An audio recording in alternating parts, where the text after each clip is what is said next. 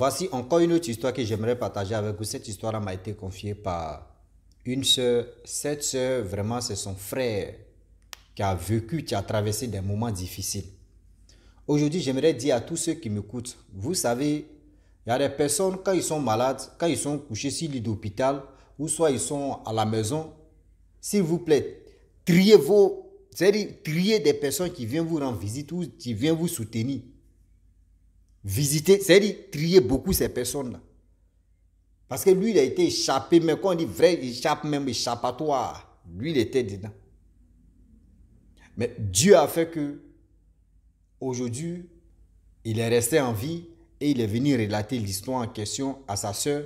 Et sa soeur est venue me relater l'histoire pour que ça puisse nous aider à être vigilants dans la vie. Si tu n'es pas vigilant, mon frère, on te vigile tout à l'heure là. Oui. Voilà l'histoire des anges négatifs et les anges positifs.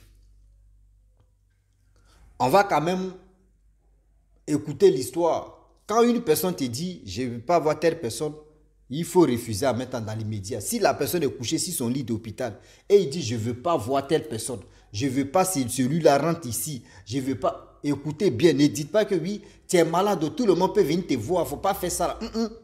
Les parents, évitez même. Parce que quand la personne dit ça, il sait pourquoi il dit ça, ou elle sait pourquoi elle dit ça. Est-ce que vous comprenez? Donc, voilà l'histoire qui va commencer.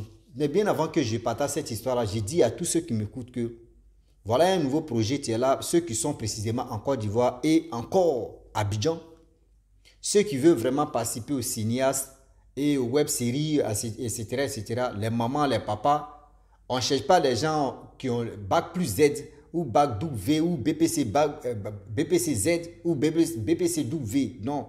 Si toi tu as fait EPPO, même mon frère, ma soeur, si toi tu as l'amour de tourner des scènes aux yeux de tout le monde, si vraiment tu as le courage et tu n'as pas honte, viens, tu vas tenter ta chance. Voilà. Viens, tu vas tenter ta chance parce qu'on ne sait pas c'est quel caillou tu peux tuer l'oiseau. On ne sait pas où le bonheur quitte. Voilà. Donc, je vous dis, ceux qui veulent vraiment participer à ce truc, voilà mon numéro WhatsApp, tu es là, vous pouvez me contacter. Si vous m'envoyez un message que je ne réponds pas 2 ou 3 jours, vous pouvez me biper ou appeler et on va échanger et je vais vous mettre dans le groupe. Voilà, c'est comme ça les choses se passent. Donc, appelez-moi. Tous ceux qui veulent participer, on n'est pas là pour âge aussi. Même s'il faut avoir 50 ans, il faut avoir 45 ans, il faut avoir 10 ans, il faut avoir bisous, on est dedans. Donc, la famille, c'est un truc comme ça qu'on veut faire ça ensemble. Voilà l'histoire qui commence. Elle dit son petit frère, vraiment, son petit frère vivait avec la famille, tout ça là. Et voilà, le petit frère allait passer les vacances chez sa tante. Arrivé là-bas chez sa tante, 1 mois, 2 mois, il tombe malade. Lorsqu'il tombe malade, vraiment sa maladie là, ils sont allés à l'hôpital. Ils ont fait radiographie, rien. Ils ont fait même véronicographie, ils ont fait rien. Même ils ont fait micrographie, rien. Même ils ont fait rossigraphie, rien. Ils ont fait abonnégraphie, rien. Ils n'ont rien trouvé. Ils ont fait des analyses grammaticales, grammaticaux, parallèles, perpendiculaires, tout ce qu'on pouvait faire. Même ils ont fait Irène. Et ceux qui s'appellent Irène, elles ont problème même. C'est quoi? C'est Irène, ouais, on va avancer ici. On est dedans le français. Ils ont tout fait des analyses qu'on pouvait faire pour retrouver d'où vient cette maladie bizarre qui est en train de déraciner à petit feu. On ne trouvait pas quelque chose d'honnête, quelque chose de concret pour sa santé. Et voilà comment les parents en question, sa tante et son mari, ils ont décidé de rentrer quand même voir les médicaments traditionnels. Ils sont allés au marché acheter des médicaments donnés. On dit, ah, voyez telle chose, comment il fait que l'enfant fait. On dit, ah, c'est telle maladie. On prend les médicaments, on lui donne 0. On fait ceci, on lui donne 0. On va ici à gauche, à droite, 0. Oh, lui, c'est un chrétien. C'est une famille chrétienne. Donc, pas fait dire non que oui, on va faire ceci. Et voilà comment ils sont allés à l'église avec lui. L'homme de Dieu a prié, prié, prié, prié. Et ils sont venus à la maison. Mais malgré ça, on donnait les médicaments traditionnels, un peu, un peu. Voilà, un jour, Il y a deux personnes qui sont deux jeunes aussi, comme même parce que c'est quelqu'un qui aime ami, qui aime, quand il vient à quelque part comme ça, tu vas l'aimer. Donc, du coup, il y a deux jeunes qui sont venus où il était couché, si tout même, si lit où il était malade là. Il ne peut pas dire s'il est d'hôpital, il n'est pas à l'hôpital là. Donc, le lit où il était à la maison, il était couché là. Vous comprenez, non? La maladie de Russie a commencé. Eux sont français handicapés, là, on est dedans. Eux, ils sont dans grand-mère, nous, on est dans grand-père. Donc, comprenez-moi, la maladie a commencé à être français là. Donc, lui, il était couché au lit. Voilà deux jeunes, non? Même âge, tu rentres à la maison, tu vois la tante en question, ah, on veut voir telle personne. Et elle a dit, ah, il est dans sa chambre là-bas, vous pouvez rentrer. Elle a pensé que ce sont ses amis. Donc les deux personnes rentrent, les deux personnes le saluent, lui il répond, ils sont assis d'abord, puis ils ont commencé à parler entre eux-mêmes. Ça va, il dit oui, ça va. Mais le reste, ce que les autres ont dit, il n'a pas bien saisi. Ce que les autres ont dit là, lui n'a pas bien saisi parce que ça a été vraiment brusque et puis brutal là, un truc comme ça. Et ils sont levés, ils sont partis. Donc quand ils sont levés, ils sont partis, voilà 10 minutes à 15 minutes, 30 minutes plus tard, le jeune homme s'élève. Il vient au salon, il vient dire à sa tante que ah, les deux personnes là où ils sont quittés. C'est là sa tante dit mais comment ça? Elle était surprise, mais elle dit mais comment? Il dit non, je ne connais pas ces deux personnes. Elle dit aïe. Les deux personnes, nous on pensait que ce sont tes amis. Parce que tes amis viennent te voir ici. Donc eux, ils ont dit ton nom. Donc nous on a dit ok, tu es dans la chambre. Ils sont venus te trouver. Toi, tu ne connais pas ces deux personnes. Elle dit non. Lui n'a jamais vu ces deux personnes. C'est sa première fois de voir les deux personnes. Aïe. Son mari est venu. Elle a dit ça à son mari. Son mari dit mais c'est quoi ça là? Et voilà, ils ont appelé l'homme de Dieu en question. Ils sont allés là-bas, prier encore pour lui. Parce que chaque 3 jours, on priait pour lui. Troisième jour, ils sont arrivés là-bas. C'est là l'homme de Dieu a dit non que oui. Mon petit, il y a deux personnes qui sont venues te rendre visite. Ces deux personnes-là ne sont pas les vrais hommes sur cette terre. C'est les anges des démons qui sont venus te visiter. Ils sont venus te visiter pour prendre ton âme. Ils sont venus te visiter pour t'éliminer. Donc c'est comme ça ils sont venus. Ils ont fait ce qu'ils pouvaient faire. Mais on va beaucoup prier. Et tout ça là, ce qu'ils ont fait là, ça va échouer. Donc le jeune homme, il avait vraiment peur. C'est là maintenant on appelle sa mère et son père. Ils ont dit, bon, si c'est comme ça, il n'a qu'à venir nous-mêmes chez nous à la maison. Nous-mêmes, s'il veut mourir là, il va mourir. Et c'est là, le jeune homme pourrait s'asseoir dans le bus, ce que nous on appelle car. Ce que les blancs appellent bus, nous on appelle ça car. Donc voilà comment on le transfère chez lui, chez ses parents. Il arrive, ses parents même étaient étonnés, il est devenu mince comme ça, d'un sidien.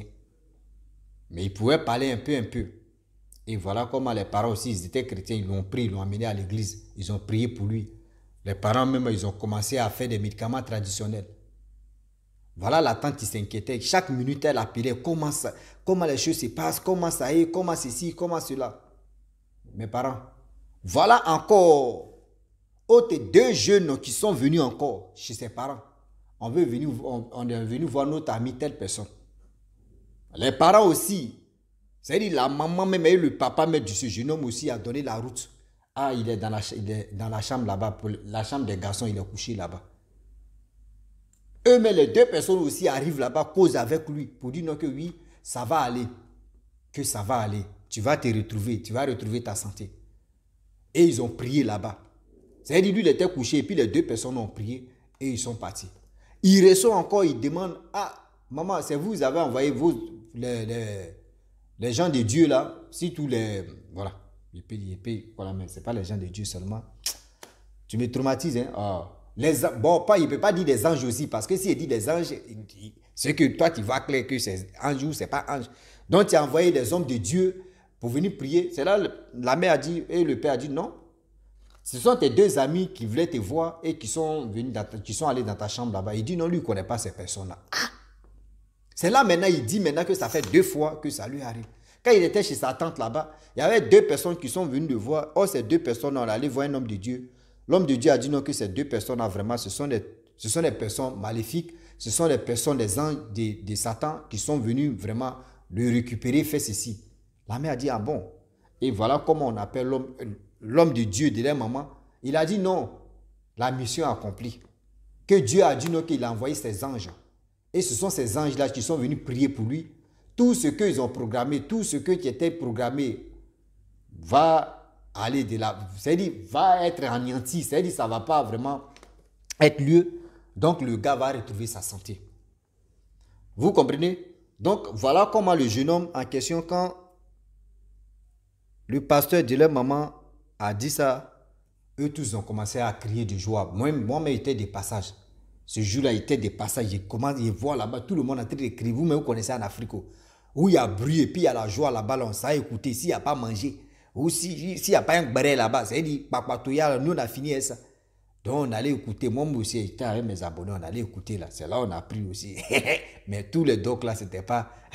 on n'était pas au courant de tout. Donc, voilà comment la joie est rentrée dans la famille. Je vous dis, la fille a dit non, qu'en 1 mois et demi seulement là, le jeune homme, il a retrouvé sa santé. C'était comme quelqu'un même qui n'était pas malade. Mais vous savez, dans la vie, j'aimerais dire à tous ceux qui m'écoutent, souvent là, il y a des gens qui sont gravement malades. Mais dans les maladies là, quand toi tu viens vers eux, qu'ils voient que oui, c'est toi, ton âme est bizarre là. Eux disent à leurs parents uniquement que non, ce gars là, je ne l'aime pas. Ou cette fille là, je ne l'aime pas. Je ne veux pas que la personne soit à côté de moi. Je ne veux pas que ce monsieur ou ce jeune homme là soit à côté de moi. Ne refusez. C'est-à-dire, ce que la personne dit là, écoutez ce que la personne dit. Ne dis pas non, tu es malade, faut pas, tu vas trier les gens qui vont venir te voir, c'est pas bon. La personne sait le pour et le quoi qu'il refuse. Parce que quand vous voulez vraiment dire non, convaincre vos enfants, non, il faut accepter parce que tu es malade ou tu sais. Parce que la personne ne sait pas si c'est son troisième sens ou son instinct qui dit non, que oui, ce gars-là, il n'est pas bon, ou cette femme-là, elle n'est pas bonne. Vous ne savez pas. Donc, faites attention. Faites vraiment attention. Et aussi, quand vos parents sont malades, ceux qui viennent rendre visite là, n'ont qu'à donner le nom. Vous allez partir demander à telle personne pour dire, ah, est-ce que tu connais telle personne qui vient te rendre visite? Quand la personne dit non, que oui, je ne connais pas telle personne, vous venez dire à la personne que, ah, il dort, je ne peux pas le réveiller. Quelqu'un qui est malade là, quand il dort comme cela là, laissez-le, il va repasser après. Ça, c'est mieux. Ça, c'est mieux. Évitez, parce que vous voyez, c'est des histoires qui font qu'aujourd'hui là, nous on apprend d'autres choses aussi dedans. Hein. Donc, si nos parents sont malades et puis eux disent non, que oui, telle personne là, je ne veux pas qu'il soit à côté de moi là. Moi, mais il te regarde à un œil en même temps, toi, tu es bizarre. Pourquoi mes parents, c'est-à-dire la personne qui est malade te refuse, c'est qu'il y a quelque chose. C'est qu'il y a quelque chose. Maman ou papa, tu caches quoi au juste? Il faut nous dire en même temps. Oui. Dis-nous en même temps, tu caches quoi au juste? Est-ce que vous comprenez? Donc la famille, voilà comment aujourd'hui, quand nous sommes couchés sur lit d'hôpital ou soit nous sommes malades, il y a des anges même qui viennent nous rendre visite. Il y a des personnes que Dieu les envoie sur cette terre et viennent nous visiter, viennent nous donner la santé et viennent nous protéger aussi. Et aussi, je ne me limite pas là, Satan aussi, lui aussi, il a envoyé ses anges. Hein. Lui, là aussi, il copie Dieu. Lui, il copie, lui, les photocopie. Ce que Dieu fait là, lui, il fait aussi. C'est-à-dire, Dieu a la Bible, lui aussi, il a la Bible. On ne sait même pas. C'est-à-dire, lui aussi, c'est que Dieu, si Dieu tousse, lui aussi, il va dire, ah, Dieu a toussé là, lui aussi, il va tousser. Donc, faites attention. Des personnes qui viennent vous visiter quand vous êtes malade, faites attention si ces personnes-là. Ne donnez pas assez à n'importe qui de venir voir vos malades, c'est-à-dire des personnes qui sont malades dans votre famille. Faites attention sur ce côté-là aussi. Oui, faites vraiment attention sur ce côté-là, car le Dieu est risqué. Car le Dieu est risqué, je le dis et je le répète. On ne finit jamais d'apprendre, mais quand on fait ça là, c'est pour que nous tous, ça nous aide et aussi à être vigilants. Si tu n'es pas vigilant, maman, papa, on va te vigiler. On va te vigiler. Donc, priez beaucoup pour vos frères, pour vos malades. Prions ensemble. Si aujourd'hui tu te lèves comme ça en bonne santé, tu es content, mais il y a des gens là, malades. C'est-à-dire, ils doivent se réveiller maladie, c'est à l'hôpital. Hôpital là, un médecin ne peut pas vraiment te sauver. Un médecin prolonge ta vie un peu. Quand vous voyez, le médecin m'a donné un médicament, il prolonge ta vie un peu, sinon il ne peut pas te sauver. C'est Dieu celui qui te sauve. Est-ce que vous comprenez? Il prolonge ta vie. C'est-à-dire il prolonge ta santé, mais il ne peut pas te sauver. Donc, prions beaucoup. Faisons confiance au Saint-Esprit. Même quand on dort devant des gens, quand on dort en privé aussi, quand même, je le dis et je le répète, prions beaucoup pour les personnes. Voilà, donc la famille, c'est un truc, vraiment, c'est une histoire que j'aimerais partager avec vous. Cette histoire-là m'a été confiée par cette sœur. Ça doit nous servir de leçon. Cette histoire-là doit nous aider aussi à mieux comprendre. Donc, tu es nouveau, tu es nouvelle sur ma vidéo, il faut t'abonner sur ma chaîne YouTube, ma page Facebook. N'oubliez pas de partager mes vidéos et aussi liker. Je vous dis à très bientôt. Ciao. Bisous. On est ensemble.